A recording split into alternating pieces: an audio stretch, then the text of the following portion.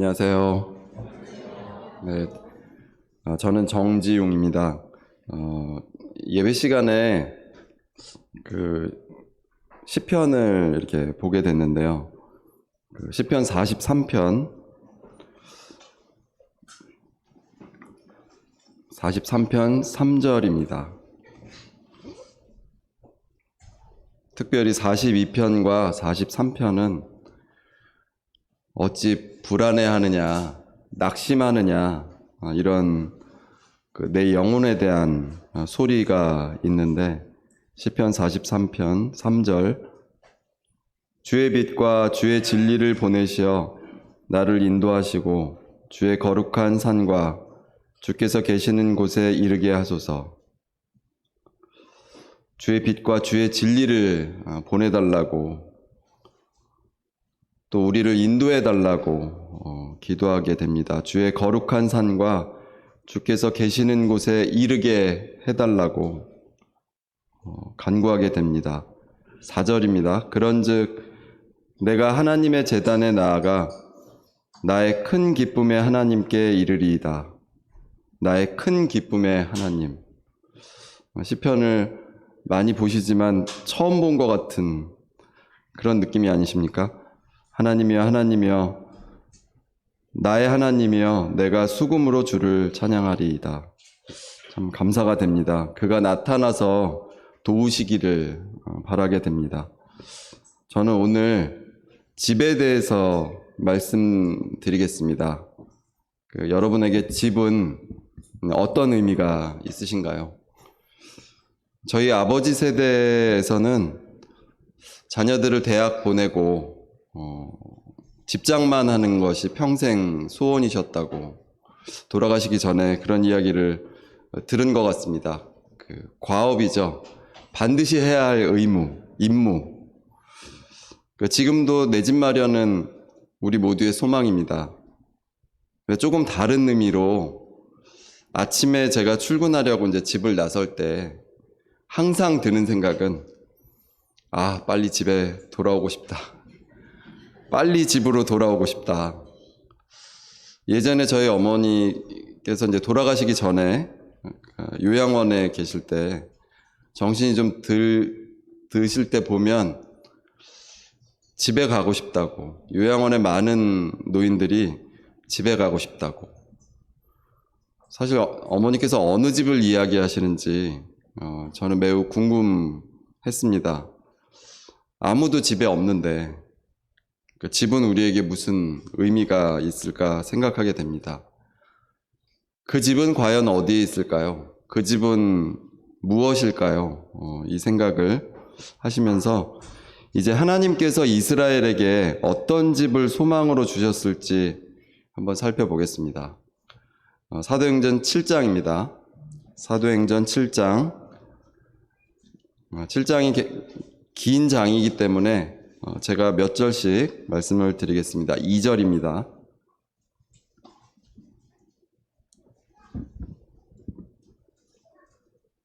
사도행전 7장 2절.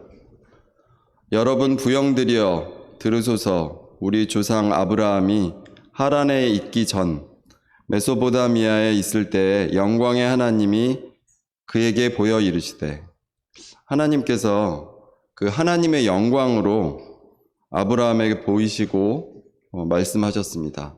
여기서 부형들이여, 아버지와 형님들, 딱 제가 이렇게 부형들 이렇게 말씀드리면 정확한 표현인 것 같습니다.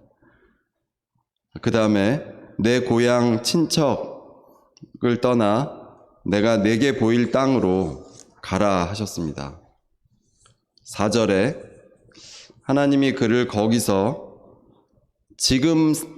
너희 지금 사는 이 땅으로 옮기셨느니라. 지금 듣는 사람들이 하나님이 그 아브라함을 너희 지금 사는 이 땅으로 옮기셨다고, 그 땅에 사는 그 부형들에게 스데반이 말하고 있는 내용입니다.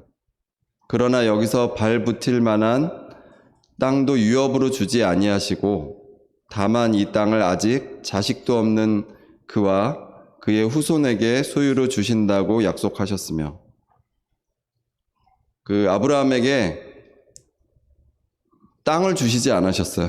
유업으로 어떤 유산도 주시지 않고 오직 약속의 말씀을 주셨습니다. 자식도 없는 이 아브라함이 그와 그 후손에게 이 땅을 소유로 주시겠다는 그 약속을 듣고 일생을 살았습니다. 그 이후에 아브라함의 후손이 다른 땅에서 나그네 되어서 400년간 종살이하고 괴로워할 것을 예언하셨습니다.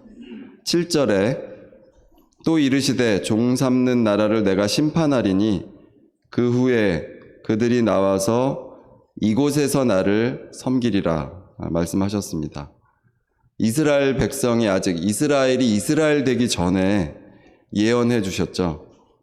그 종 삼는 나라를 심판하신다고.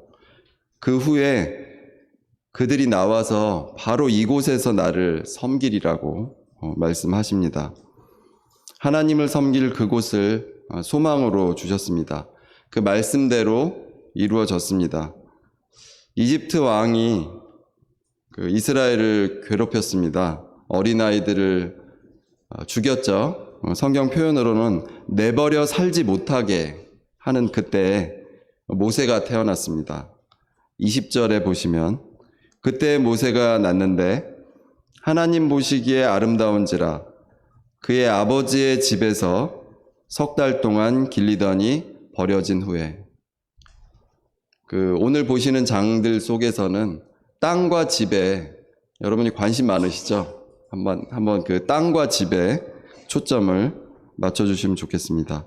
이 버려진 아이 모세를 바로의 딸이 그를 데려다가 자기 아들로 길렀습니다. 세월이 지나서 이스라엘 자손을 돌볼 생각이 있었습니다. 모세가. 그러나 모세는 살인을 하고 도망을 갑니다. 29절에 모세가 이 말 때문에 도주하여 미디안 땅에서 나그네가 되어 거기서 아들 둘을 낳으니라.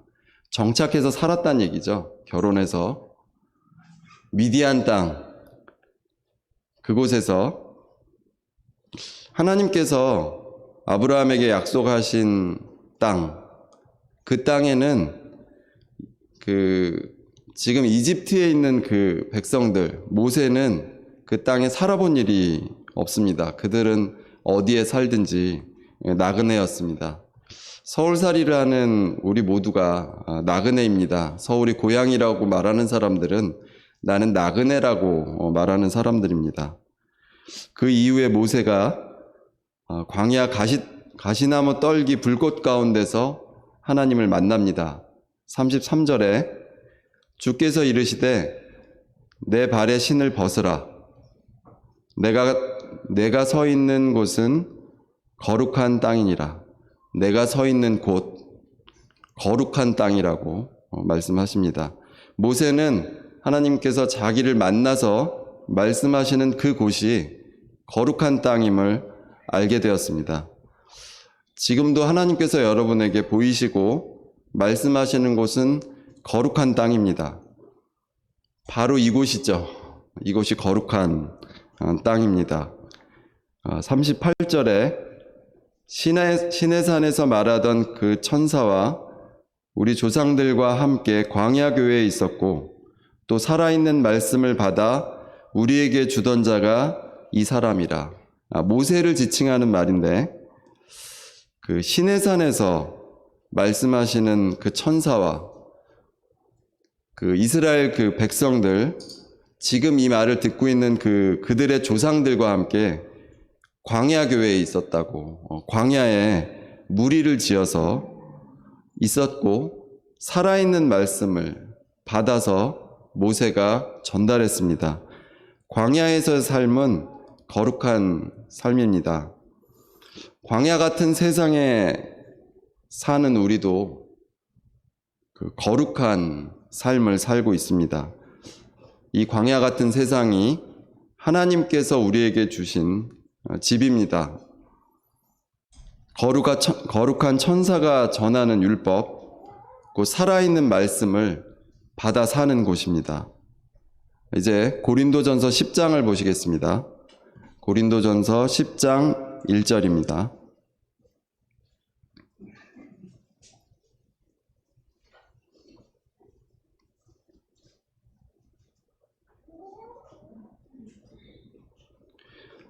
형제들아, 나는 너희가 알지 못하기를 원하지 아니하노니 우리 조상들이 다 구름 아래에 있고 바다 가운데로 지나며 모세에게 속하여 다 구름과 바다에서 침례를 받고 다 같은 신령한 음식을 먹으며 다 같은 신령한 음료를 마셨으니 이는 그들을 따르는 신령한 반석으로부터 마셨음에 그 반석은 곧 예수 그리스도시라. 저희 아버지께서 젊으셨을 때 집을 몇 채 지으셨어요. 그 중에 한 집은 저희 가족이 살 집이었습니다. 그래서 어려서 아버지를 따라 집 짓는 현장에 갔습니다. 아직 땅을 파고 건물은 들어서기 전에 집을 짓는데 가장 중요한 부분은 땅을 파고 기초를 만들고 기둥을 세우는 일입니다. 우리 영혼의 기초가 되시는 이 신령한 반석이신 주님께서 이 광야교회에 함께 하셨습니다. 그 말씀에는 그들을 따른다고 표현했는데 그들과 동행하시는 그 주님께서 광야교회에서 함께 하셨습니다. 우리는 인생을 각자 어떻게 생각하실지, 여러분은 어떻게 생각하실지 모르겠지만 저는 집으로 가는 길이라고 생각합니다. 광야 같은 세상에서 집으로 갑니다. 주님과 동행하는 길에 서 있습니다. 5절에 보시겠습니다. 그러나 그들의 다수를 하나님이 기뻐하지 아니하셨으므로 그들이 광야에서 멸망을 받았느니라. 이러한 일은 우리의 본보기가 되어 우리로 하여금 그들이 악을 즐겨한 것 같이 즐겨하는 자가 되지 않게 하려 함이니 그들 가운데 어떤 사람들과 같이 너희는 우상 숭배하는 자가 되지 말라. 기록된 바 백성이 앉아서 먹고 마시며 일어나서 뛰논다 함과 같으니라. 먹고 마시고 일어나서 뛰노는 것이 우리의 휴일이나 휴가의 일정이지 않기를 원합니다. 그것은 쉬는 것이 아닐 수 있습니다. 저희 가정은 여름 복음 캠프 전까지 영화나 드라마, 예능 같은 프로그램을 어떤 매체를 가지고 하든 안 보는 것을 금식으로 하자 이렇게 정했습니다. 당연한 일인데 잘 되지 않는 일들이죠. 저도 이제 직장 생활을 하다 보니까 저녁 때 이제 퇴근하면 밥을 잘 먹고 재미있거나 아주 극적인 프로그램 한 편 보고 잠드는 것이 저의 일상이고 아마 여러분의 일상이고 이 현대인들의 일상이라고 생각이 됩니다. 근데 한편으로 생각해 보면 그것이 우상 섬기는 일과 크게 다를 바가 없는 일로 여겨집니다. 소박한 소망일 수 있지만 그런 패턴으로 여러분이 그런 그 굴레로 죽을 때까지 또 직장 생활을 마무리할 때까지 간다고 생각해 보면 그것은 하나의 우상입니다. 열심히 일하고 와서 신나게 즐기고 하루를 마감하는 그것이 권리일 수도 있고 또 유혹일 수 있습니다. 그것이 우리에게 다 있습니다. 누가복음 17장 26절입니다. 누가복음 17장 26절을 보시겠습니다.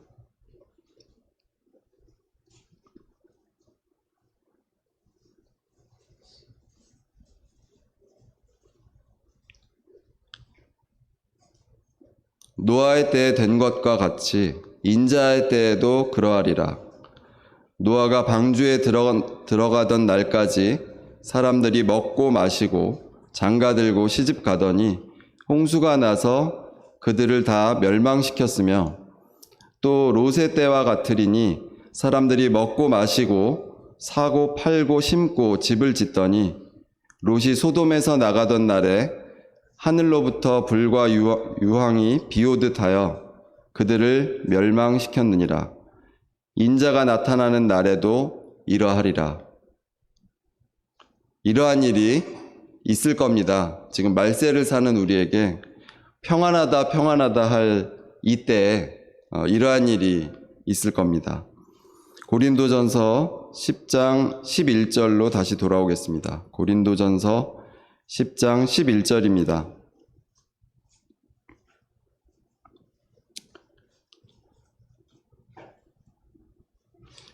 그들에게 일어난 이런 일은 본보기가 되고 또한 말세를 만난 우리를 깨우치기 위하여 기록되었느니라.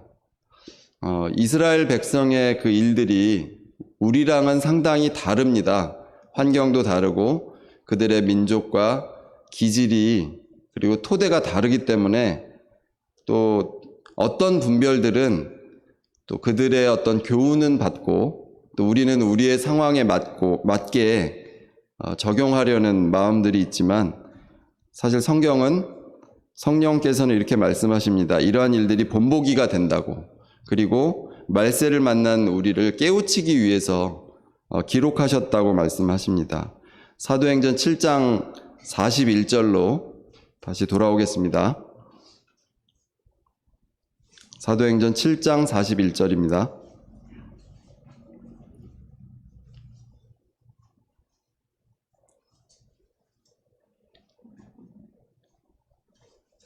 그때 그들이 송아지를 만들어 그 우상 앞에 제사하며 자기 손으로 만든 것을 기뻐하더니 하나님이 외면하사 그들을 그 하늘 군대 섬기는 일에 버려두셨으니 이는 선지자의 책에 기록된 바 이스라엘의 집이여 너희가 광야에서 40년간 희생과 제물을 내게 드린 일이 있었느냐. 몰록의 장막과 신 레판의 별을 받아들였으며 이것은 너희가 절하고자 하여 만든 형상이로다. 내가 너희를 바벨론 밖으로 옮기리라 함과 같으니라. 그 이스라엘 군대에 단 2사람만, 이집트에서 나온 사람들 중에 단 2사람만 들어갔습니다. 나머지 백성들은 광야에서 태어난 사람들입니다. 44절입니다. 광야에서 우리 조상들에게 증거의 장막이 있었으니 이것은 모세에게 말씀하신 이가 명하사 그가 본 그 양식대로 만들게 하신 것이라. 우리 조상들이 그것을 받아 하나님이 그들 앞에서 쫓아내신 이방인의 땅을 점령할 때 여호수아와 함께 가지고 들어가서 다윗 때까지 이르니라. 44절을 보시면 이스라엘에게 증거의 장막을 주셨습니다. 잘 아시는 것이죠. 율법을 광야에서 받았고요. 장막의 그 양식을 모세가 받아서 실현했습니다. 모세에게 말씀하신 하나님께서 모세가 본 그 양식대로 만들게 하신 것입니다. 이스라엘 백성은 그것을 받아서 이방인의 땅, 곧 하나님께서 그들 앞에서 쫓아내신 땅입니다. 이방인들을 쫓아내시고 원래 살고 있었던 사람들이 있었죠. 그 땅은 앞서서 그 아브라함에게 약속하신 그 땅입니다. 여호수아와 함께 그들이 들어가서 그 땅을 점령했습니다. 여호수아가 들어갈 때 그 증거의 장막에 양식을 가지고 들어갔습니다. 집에 설계도를 가지고 들어갔죠. 제가 앞서 집에 대해서 생각한다 그랬죠. 집마다 다 설계가 있죠. 투자를 해야 되고 땅이 있어야 되고 땅을 받았습니다. 하나님이 쫓아내셨고 그들이 가서 점령했습니다. 그 땅에 들어갔습니다. 46절입니다. 다윗이 하나님 앞에서 은혜를 받아 야곱의 집을 위하여 하나님의 처소를 준비하게 하여 달라고 하더니 솔로몬이 그를 위하여 집을 지었느니라. 다윗이 하나님 앞에서 은혜를 받아서 야곱의 집을 위해서 하나님의 처소를 준비하여 달라고 간청했습니다. 우리는 성전을 지었다고 알고 있습니다. 말 그대로 성전이죠. 다윗이 모든 것을 준비했고 솔로몬이 그 집을 지었습니다. 그런데 여기서 표현 가운데 야곱의 집을 위해서 그리고 솔로몬이 그를 위하여 집을 지었다고 하는데 그는 하나님이 아닌 것으로 보입니다. 야곱 집안을 위해서 집을 지었다. 성전입니다만 그 집은 야곱 집안을 위해서 지은 집입니다. 그들은 좋은 의미로 하나님께서 계실 처소를 짓겠다고 해서 큰 공사를 했습니다. 48절을 보시겠습니다. 그러나 지극히 높으신 이는 손으로 지은 곳에 계시지 아니하시나니 선지자가 말한 바 주께서 이르시되 하늘은 나의 보좌요 땅은 나의 발등상이니 너희가 나를 위하여 무슨 집을 짓겠으며 나의 안식할 처소가 어디냐. 이 모든 것이 다 내 손으로 지은 것이 아니냐 함과 같으니라. 목이 곧고 마음과 귀에 할례를 받지 못한 사람들아, 너희도 조상과 같이 항상 성령을 거스르는도다. 너희 조상들이 선지자 중에 누구를 박해하지 아니하였느냐. 의인이 오시리라고 예고한 자들을 그들이 죽였고 이제 너희는 그 의인을 잡아준 자요 살인한 자가 되나니 너희는 천사가 전한 율법을 받고도 지키지 아니하였도다 하니라. 여기서 의인은 주님을 의미하는 것 같습니다. 스데반이 주님이 오시리라고 예고한 자들을 죽였다. 너희가 이제 너희는 그 주님을 잡아준 자고 살인한 자다. 천사가 전한 율법을 받고도 지키지 아니한 동일한 그 광야에서 죽은 사람들과 동일하다고 말씀하십니다. 그리고 목이 곧고 마음과 귀에 할례를 받지 않은 사람들이라고 말씀하십니다. 집은 안식할 처소입니다. 우리는 하나님께서 거하실 집을 지을 수가 없습니다. 하늘과 땅이 모두 하나님의 집입니다. 나의 집에 하나님께서 거할 수 없다는 것을 알고 계십니까? 지난주에 말씀을 들은 대로 우리나라에 복음적인 교회가 없을 그 시절에 외국의 선교사들이 들어와서 고생하면서 순전한 말씀으로 복음을 전하고 하나님께서 한국에 많은 일꾼들을 세워주셔서 지역교회가 많이 일어나고요. 전국에 200여 개의 교회들이 주님을 섬기고 있습니다. 우리 서대문 교회도 이렇게 많은 성도들이 또 많은 사람들이 모이고 하나님을 예배하고 있다고 자부할 수 있습니다.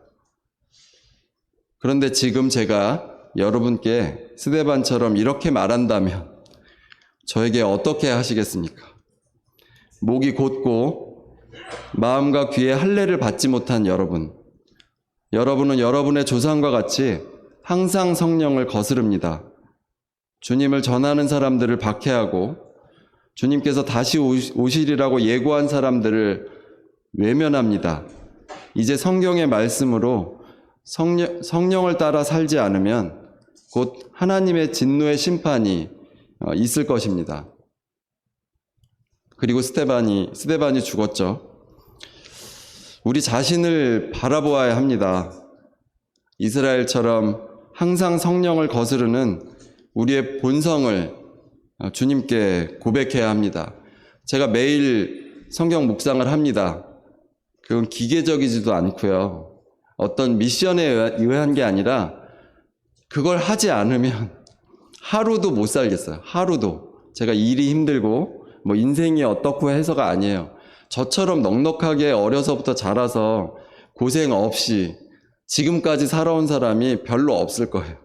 누구보다도 풍족하게 부족함 없이 사는데 인생을 한번 잘 생각해 보세요. 이 말씀을 비추어서 우리의 현실과 나의 영혼을, 이 불안한 영혼을 한번 살펴보세요.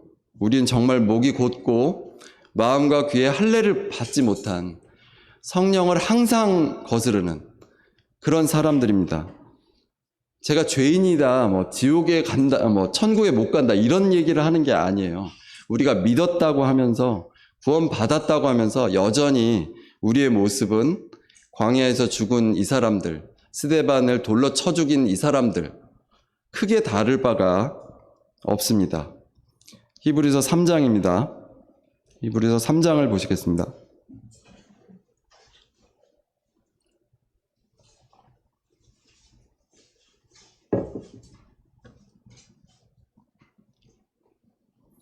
그러므로 함께 하늘의 부르심을 받은 거룩한 형제들아, 우리가 믿는 도리의 사도이시며 대제사장이신 예수를 깊이 생각하라. 그는 자기를 세우신 이에게 신실하시기를 모세가 하나님의 온 집에서 한 것 같이 하셨으니, 그는 모세보다 더욱 영광을 받을 만한 것이 마치 집 지은 자가 그 집보다 더욱 존귀함 같으니라. 집마다 지은 이가 있으니 만물을 지으신 이는 하나님이시라. 또한 모세는 장래에 말할 것을 증언하기 위하여 하나님의 온 집에서 종으로 신실하였고, 그리스도는 하나님의 집을 맡은 아들로서 그와 같이 하셨으니, 우리가 소망의 확신과 자랑을 끝까지 굳게 잡고 있으면 우리는 그의 집이라. 주님께서 소망의 확신과, 주님께 대한 소망의 확신과 자랑을 끝까지 굳게 붙잡고 있는 우리는 주님의 집입니다. 우리는 그것을 교회라고 합니다. 저는 지역교회가 저의 집의 경계선입니다. 훌륭한 설교자, 전도자, 일꾼들이 초교파적으로 여러 지역교회와 여러 선교지를 아울러서 활동할 수 있지만, 여전히 집의 영역은 지역교회, 우리 서대문교회입니다. 여러분은 어떻게 생각하시나요? 이 말씀 가운데 1절부터 다시 보시면, 함께 하늘의 부르심을 받은 거룩한 형제들아, 우리죠, 우리. 믿는 도리는 우리의 신앙입니다. 주님을 사도라고 말한 이 부분이 참 감동이 있습니다. 사도를 국어사전에 찾아봤더니 거룩한 일에 헌신하는 사람이라고 말합니다. 우리가 그렇지 않습니까? 사도들이 이미 죽었고 사도의 능력이 이 시대에 없지만, 우리의 신앙에 이 거룩한 일에 헌신한 사람들이 우리입니다. 대제사장이신 예수께서 우리를 인도하시고 계속해서 이 사도로 우리를 이끌고 계십니다. 그래서 예수를 깊이 생각하라고, 기념하란 이야기, 기억하란 이야기는 예수 그리스도와 나와의 그 인연이 있잖아요. 그런 경험이 있잖아요. 이제 그것을 통해서, 또 말씀을 통해서 주님을 기억합니다. 모세는 하나님의 온 집에서 신실한 종이었습니다. 그러나 주님은 모세보다 더욱 존귀한 분이십니다. 왜냐하면 집 지은 자가 그 집보다 더욱 존귀한 것 같이 이 집 주인입니다. 사람들이 우스갯소리로 그런 얘기 하죠. 그 집주인이 가장 높다고. 여전히 그런 법칙은 존재합니다. 우리가 어느 집에 있든지 그 집 주인이 누구인지 확인할 필요가 있습니다. 집마다 지은 이가 있는데 만물을 지으신 이는 하나님이시라고 말씀하십니다. 5절에 보시면, 또한 모세는 장래에 말할 것을 증언하기 위해서 그 집에서, 하나님의 온 집에서 종으로 신실했다고 설명해 주시는데, 하나님께서 장차 말씀하시려는 것이 있었습니다. 모세를 통해서 모세는 장래에 이루어질 것, 그리스도 안에 있는 그 구원의 복된 소식을 증거하려고 하나님의 온 집에서 종으로 신실하였습니다. 그리스도는 하나님의 집을 맡은 아들로서 그와 같이 했습니다. 그래서 우리가 소망의 확신과 자랑을 끝까지 굳게 잡고 있으면 우리는 그의 집이라고 말씀하십니다.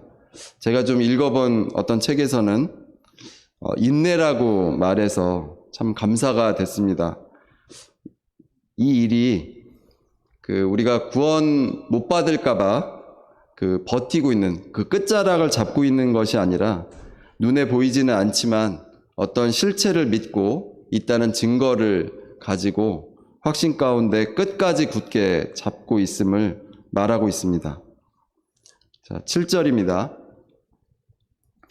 그러므로 성령이 이르신 바와 같이 오늘 너희가 그의 음성을 듣거든 광야에서 시험하던 날에 거역하던 것 같이 너희 마음을 완고하게 하지 말라. 주님께서 이 일을 위해서 돌아가셨습니다. 고작 저와 여러분의 그 완고한 고집을 꺾으시려고 이러한 큰 일을 하셨습니다. 자녀들을 키워보신 분들은 한번 생각해 보세요. 시간이 많이 흘렀거나 지금 현재 자녀를 키우는 분들 생각해 보세요. 처음에는 자녀들을 위해서 무엇인가 많이 제공해줘요. 아이들이 어릴 때. 조금 커서 아이들이 자기 의사가 생기고 자기 선택이 생기고 무언가 자기 고집이 생겨요. 부모들의 마음은 내가 다른 거 다 허비하더라도 그 잘못된 선택, 그 잘못된 고집, 그게 올바르게 되기를 원하지 않습니까? 우리 아버지 하나님의 마음이, 우리 주님의 마음이 고작 그 일 때문에 그 크신 일을 하셨다고요. 그게 고작이라는 말이 참 제가 형편없는 말을 하고 있지만 고집이, 여러분 화났다가 고집이 꺾였거나 화가 수그러질 때 경험을 한번 해보세요. 저도 고집이 굉장히 세거든요. 그래서 성도님 가운데 저를 잘 아는 분이 제가 베트남에 있을 때 형제님도 한 고집 하죠. 이제 그 말이 참 맞다. 저는 고집이 없고 신앙의 어떤 확신과 저의 분명한 믿음의 결정이라고 생각했는데 고집이라고 볼 수 있어요. 그 고집 하나가 딱 꺾였을 때 온전하게 제대로 자리를 잡았을 때 여러분이 그 고집 피웠던 거, 막 화내고 성냈던 것들이 얼마나 형편없었다는 걸 확인하시지 않나요? 막 부끄럽지 않나요? 그래서 화를 안 내보려고 하고 고집을 안 피워보려고 하지만 여전히 우리는 그 고집 가운데 있죠. 그렇지 않다면 주님이 돌아가실 이유가 없죠. 인간의 그 고집스러운 마음이 매우 미련합니다. 하나님의 아들을 죽이고서야 자신의 죄를 깨닫죠. 그것도 그 즉시는 몰라요. 한참 지나서 어떤 계기를 통해서 우연하게 알게 되죠. 참 부끄럽고 이 돌이킬 수 없는 이 일들, 그런 것을 우리 마음에 심어주시고 싶으신 겁니다. 성령의 음성을 듣게 하려고 창세 전부터 아버지 하나님과 상의하시고 준비하시고 창세 전부터. 자, 결혼을 앞둔 분들, 아이를 낳기로 이제 결정을 하신 분들, 낳기 전에, 결혼하기 전에 상의하세요. 이 아이가 태어나서 그 고집스러운 그 하나님과 멀어져 가고자 하는 그 죄악을 어떻게 꺾을 수 있을지. 저는 불가능하다고 생각하거든요. 제가 결혼할 때, 또 친구들을 사귈 때, 또 사람들을 만날 때 사람을 바꾸려는 노력은 하지 않습니다. 사람은 바뀌지 않습니다. 구원받아도 바뀌지 않습니다. 근데 그것을 제 고집스러운 이론이죠. 하나님이 그대로 받아들여야 된다고 생각했지만 하나님이 꺾으십니다. 세월이 지나서 저의 그 못난 많은 면들을 꺾으셨어요. 제가 좋아졌다는 얘기를 하는 게 아니에요. 여전히 저의 본성은 그대로 있고 살아 있습니다. 죽을 때까지. 근데 경험이 있죠. 하나님이 나를 이렇게 꺾으신, 하나님이 인도하신, 그래도 은혜를 베푸신, 그것 때문에 지금 우리가 살며 기뻐하며 함께 모여서 말씀을 나눌 수 있잖아요. 그 일이 저는 복음이라고 생각합니다. 그 9절에 보시기 바랍니다. 자, 내용은 계속 심각합니다. 거기서 너희 열조가 나를 시험하여 증언하고 40년 동안 나의 행사를 보았느니라. 참 안타깝습니다. 그들의 조상이 하나님을 시험하고 증언은 증거로 삼을 만한 경험을 하고, 누구에게 증거가 돼요? 이 기록된 성경을 보는 우리들에게 확실히 그들이 멸망받아 마땅하다. 그들의 완고한 마음은 돌이킬 수 없었다. 40년 동안 하나님의 그 은혜로운 신령한 것들을 모두 경험하고 우리와 동일하지 않습니까? 제가 구원받은 지 한 30년 가까이, 30년 정도 됐는데 대부분 이제 저보다 많으신 분은 40년, 50년 이렇게 되셨죠. 하나님의 행사를 다 봤습니다. 그럼에도 불구하고 여전히 남은 것은 내가 하나님을 시험하고 또 내가 멸망받아 마땅한 그 증거로 남을 만한 경험들만 남아있다면 우리는 심각하게 생각해 봐야 될 것 같습니다. 오히려 이 말씀을 통해서 회개는 증언이다 이런 생각이 들었습니다. 하나님께 대한 나의 증거로 삼을 만한 경험, 그런 것들이 있다면 그 길로 가지 않죠. 이렇게 가다가 저도 이제 몸 가운데 어디가 아픈 데가 있어요. 많이 아프지 않지만 물론 일을 많이 해서 아픈 건 아니고요. 열심히 놀아서 아픈 데가 있는데 딱 어떤 행동을 하게 되면 거기가 아프죠. 그게 기억이 나죠. 죽을 때까지 그거 잊어버릴 수 없죠. 하나님께 대한 그런 경험들, 그 돌이킨 경험이라는 게 사실 나한테 마음 아픈 기억이거든요. 그리고 내가 잘한 게 하나도 없는 하나님의 은혜로 다 그것을 감싸주시고 그 사랑으로 받아주셨죠.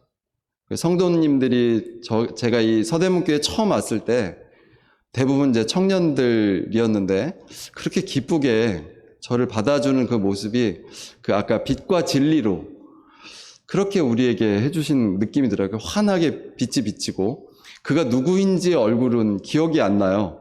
그 뒤에 이제 몇몇 사람들을 보게 됐는데 그런 경험들이 우리를 돌이키게 합니다. 10절입니다.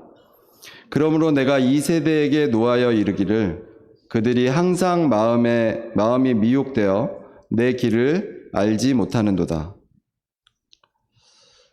참 감사합니다. 주님께서 하나님의 진노를 막으셨습니다. 여전히 아까 예배 때 어떤 형제님들이 기도한 대로 미혹된 마음, 또 주님을 알지 못하는 마음, 알려고도 하지 않는 마음이 여전히 우리 한곁에 있음을 고백하게 됩니다.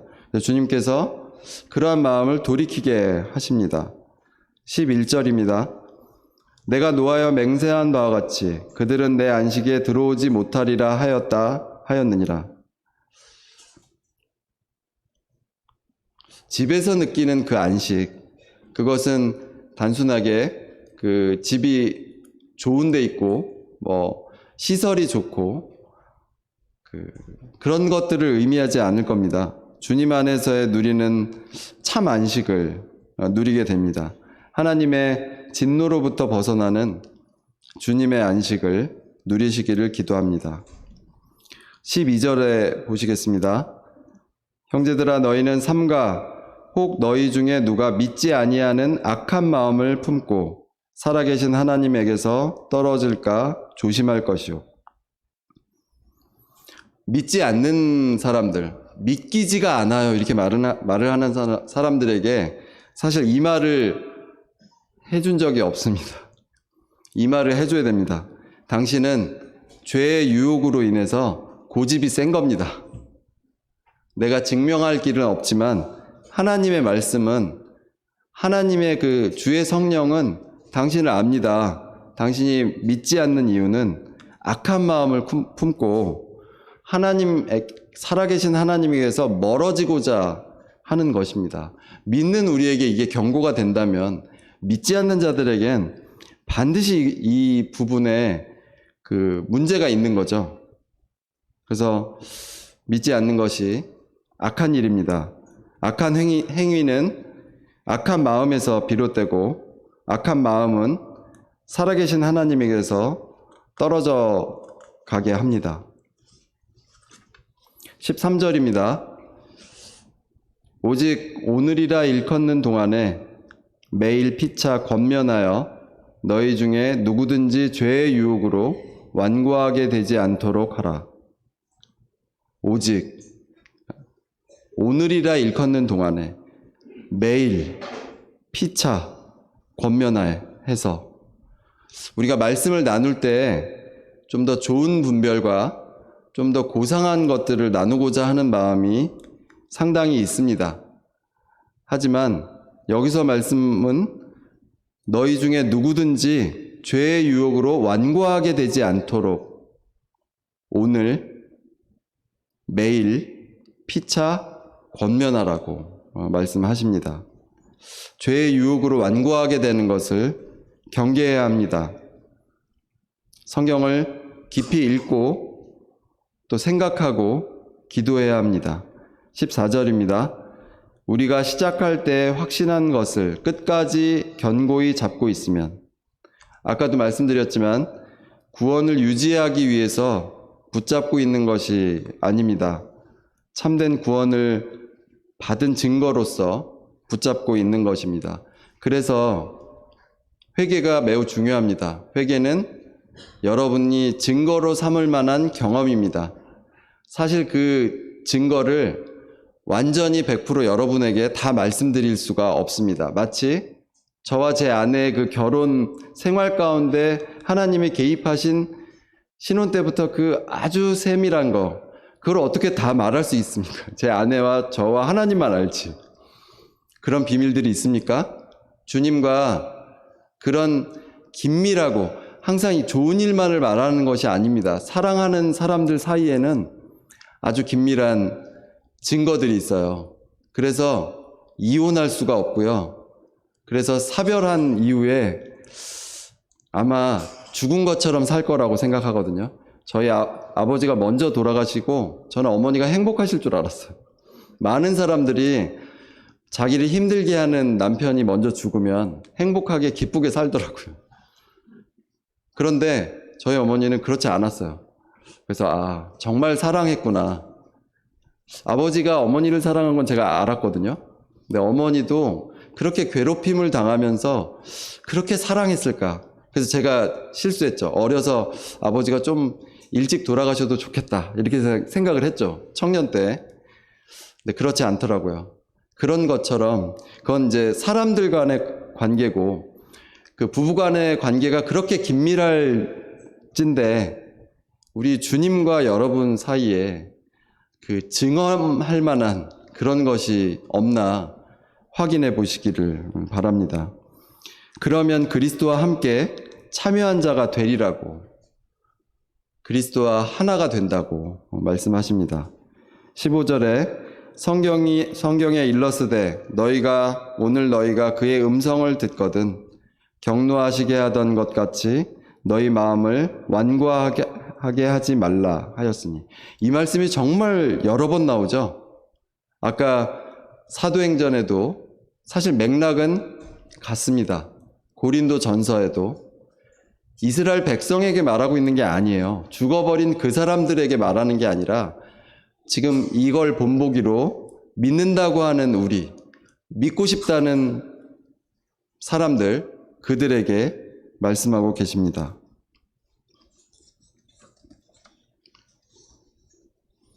네, 18절을 보겠습니다.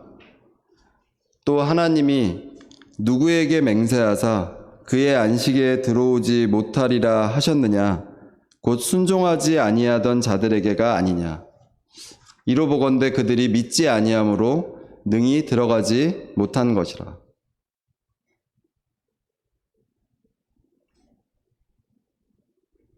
안타깝지만 여러분 가운데 주님의 집에 속하지 않는 사람이 있습니다. 여전히 우리는 각자가 서로를 모릅니다. 우리가 복음 상담을 하고 그의 구원 간증을 듣고 침례도 주고 성도로 함께 생활하지만, 저도 한 30여 년 성도들과 함께 있어 본 결과 아무도 모르는구나, 우리가 쉽게 판단할 수는 없구나, 그래서 누가 속하지 않고 누구는 속한다, 이 말을 할 수는 없을 것 같습니다. 하지만 여전히 광야에서 그들의 다수가 하나님 기뻐하시는 일에 속하지 못했습니다. 그들의 다수가 가나안 땅에 들어가지 못했습니다. 우리에게 어떤 복음의 그 경각심을 주려는 것이 아닙니다. 성령의 음성을 듣거든 우리의 그 완고한 마음을, 그 고집을 꺾으라고 말씀하십니다. 말씀을 들으셔야 되고 말씀 묵상을 하셔야 됩니다. 이 일을 위해서. 저에게도 여전히 고집이 있죠. 이제 자녀들을 키우다 보면 자녀에게 대한 고집이 있어요. 근데 그 모든 일들이 그걸 꺾으시는구나. 또 회사 일을 해보면 회사 일이 잘 되면 잘 될수록 어떤 고집이 생기죠. 소신이 생기죠. 제가 최근에 실망한 것은 제가 큰 착각을 한 것이 하나 있었어요. 제가 이제 저는 표현을 뭐라고 하냐면 저는 직업훈련 교사입니다. 왜냐면 자격증이 있고 그것으로 수십 년 해왔거든요. 근데 이 일은 어디서 하냐면 학원에서 일해요. 노동부 관계자가 이 말씀을 들을지는 모르겠지만 공문이 하나 내려왔어요. 이제 관계자를 통해서 학생을 고객으로 생각해라. 저는 원래 태도상 학생을 고객으로 생각해요. 그런데 여기 계신 선생님들한테 여쭤볼게요. 학생을 고객으로 생각해라. 그러면 공감하시겠습니까? 학생을 사랑하는 것과 이 교사와 학생 간에 특별한 그 격이 있고 그리고 그것을 통해서 서로 존중하고 가르치고 배우고 서로 그 호흡하는 게 있는데 그런 말이 내려왔어요. 근데 되게 마음이 상했어요. 저는 여전히 학원에 그냥 시간 강사고 학생을 고객처럼 생각합니다. 하지만 저의 고집은 그거였다는 거죠. 저의 소신은, 직업에 대한 소신은 나는 직업훈련 교사다. 그러니까 얼마나 제가 어리석나요. 제 말이 맞을 것 같잖아요. 제 말이 호소력이 있으니까 맞을 것 같잖아요. 제 말이 틀렸죠.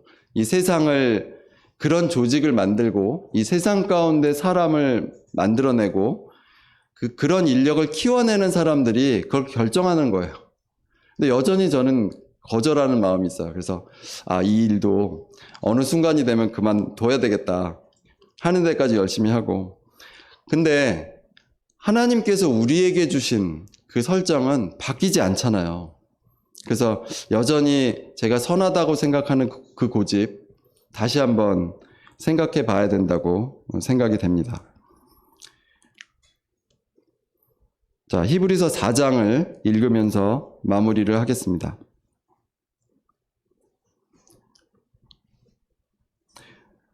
그러므로 우리는 두려워할지니 그의 안식에 들어갈 약속이 남아 있을지라도 너희 중에는 혹 이르지 못할 자가 있을까 함이라.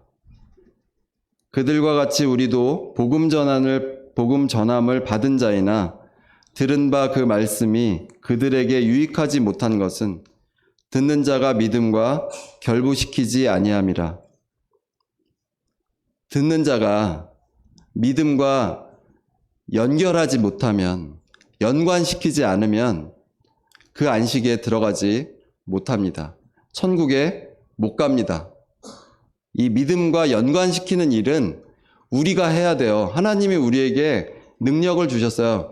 지금도 여러분이 얼마나 잡다한 생각을 많이 하세요. 저도 그렇거든요. 저도 앉아있으면 다른 세계로 갔다 오잖아요. 그런데 성령의 음성을 듣고 이 들은 말씀을 내 고집을 내려놓고 믿음과 연결시키는 걸 왜 못하겠냐고요. 안 하는 거지. 그렇죠? 안 하는 거죠. 왜 말씀 묵상을 못하냐고요. 시간이 없어서요. 시간 만들면 납니다. 휴일에 내가 내는 시간, 또 내가 특별히 나만의 시간, 그게 나쁘다는 게 아니라 시간을 낼 수 있다고요. 시간을 낼 수 있는 것을 제가 알고 말씀드리는 겁니다.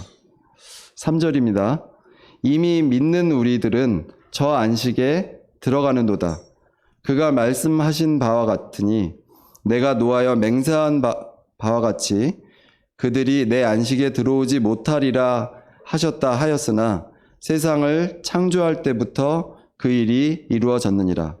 제7일에 관하여는 어딘가 이렇게 일렀으되 하나님은 제7일에 그의 모든 일을 쉬셨다 하였으며, 그 안식은 하나님께서 세상을 창조하실 때부터 있었던 안식입니다. 우리가 추구하는 그 안식은 하나님과 함께 누리는 안식입니다. 5절입니다. 또 다시 거기에 그들이 내 안식에 들어오지 못하리라 하였으니 그러면 거기에 들어갈 자들이 남아 있거니와 복음 전함을 먼저 받은 자들은 순종하지 아니함으로 말미암아 들어가지 못하였으므로. 이스라엘 백성만 생각하시겠습니까? 6절에 복음 전함을 먼저 받은 자들은 순종하지 아니함으로 말미암아서 들어가지 못한다고. 여전히 우리에게도 흘러간 사람들이 있습니다. 여기에도 흘러갈 사람들이 있어요. 간구하고 붙들고 간청하지만 기도하지만 그들은 순종하지 아니함으로 들어가지 못할 것입니다. 7절입니다. 오랜 후에 다윗의 글에 다시 어느 날을 정하여 오늘이라고 미리 이같이 일렀으되 오늘 너희가 그의 음성을 듣거든 너희 마음을 완고하게 하지 말라 하였나니. 3장에 있는 그 말씀을 그대로 하고 계시죠. 다윗의 글에 어느 날을 정해서 오늘이라고 말했는데 미리 말씀하신 거예요. 미래의 오늘을 말씀하십니다. 미래의 오늘, 오늘이죠. 다윗이 우리의 오늘을 말하고 있습니다. 너희가 그의 음성을 듣거든 너희 마음을 완고하게 하지 말라고 하십니다. 8절입니다. 만일 여호수아가 그들에게 안식을 주었더라면 그 후에 다른 날을 말씀하시지 아니하셨으리라. 여호수아가 그 집에 설계도를 들고 들어갔죠. 그 여호수아의 가지고 들어간 그 장막의 양식대로 더 멋지게 성전을 지었습니다. 그렇지만 그들에게 안식이 되지 못했습니다. 그 후에 다른 날을 말씀하셨습니다. 9절입니다. 그런즉 안식할 때가 하나님의 백성에게 남아있도다. 네, 안식할 때가 남아있습니다. 이 안식은 영원한 안식, 우리의 영생을 말씀하십니다. 13절입니다. 지으신 것이 하나도 그 앞에 나타나지 않음이 없고 우리의 결산을 받으실 이의 눈앞에 만물이 벌거벗은 것 같이 드러나느니라. 이 하나님의 말씀에 대해서 12절에 말씀하시면서 지으신 것이 하나도 남김없이 그 앞에 드러난다고, 우리를 결산하신다고 말씀하십니다. 성령을 거스르고 죄의 유혹에 빠져서 있는 그 마음은 결국 모두 드러날 것입니다. 네, 말씀을 기억하시면서 기도하시고 마치도록 하겠습니다.